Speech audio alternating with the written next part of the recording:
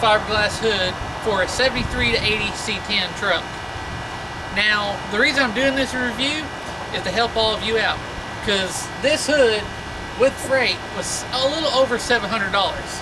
Now, no one likes to drop $700 and something show up at your doorstep and then you not like it.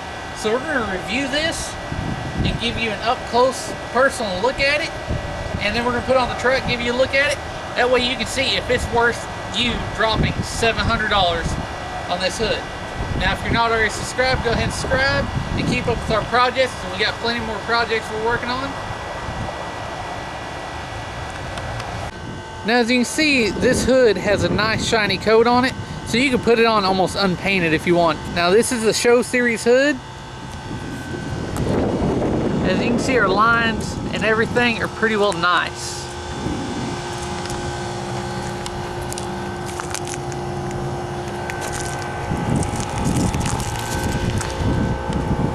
Now, looking over this, I've found very few blemishes.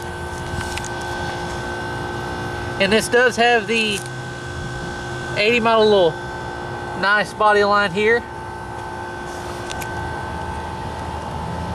Now we're going to get up on the truck so we can get a good up close look at it on the truck and under the hood. Alright, now this is a show series hood. As you can see, the whole underside is completely finished. And it is a little dusty. Now right here along that edge, it's not finished, so it needs a little bit of paint. The underside itself is actually really nice. You can see the reflection even. Now with this, we got two screens to let air in and keep a lot of debris out. But overall, this bolted right up perfectly off our factory hood onto here. Bolted right up. Now we're using the Harwood 210 springs, which are actually way too strong, because I tried to lower the hood and all I heard was a little crack. So unfortunately, we're going to have to get a hold of Summit and see what we can do about that. But for now, we'll take the hood springs back off and just let it set on the truck. Now on the truck, it looks pretty good, but there are some modifications that have to be made, such as like right here. So you can see it's hitting that spot on the fender, so something's going to have to be trimmed. As you can see, it's the same way there.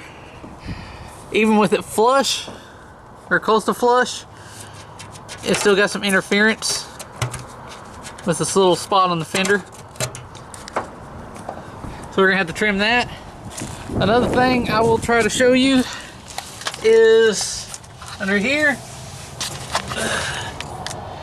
is I had to change the air cleaner again, because with that design, that is barely almost hitting right now. So I'm gonna have to go with a different air cleaner setup. Alright, now we still gotta adjust the hood a little bit.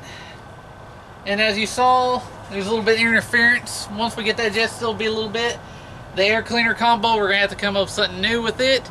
And then we are going to make a custom air cleaner base that will seal off the hood and make it a true functional cowl induction.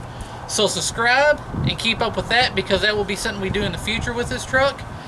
Now, you saw the pros and the cons. We got a little fitment issues, which is no big deal. Anytime you get new body parts, you have fitment issues. The cons is it's actually a really good looking hood. Honestly, it's very nicely finished. Most people wouldn't even bother painting this because it looks good. Now, the stock hood, I believe, weighs 60 to 65 pounds.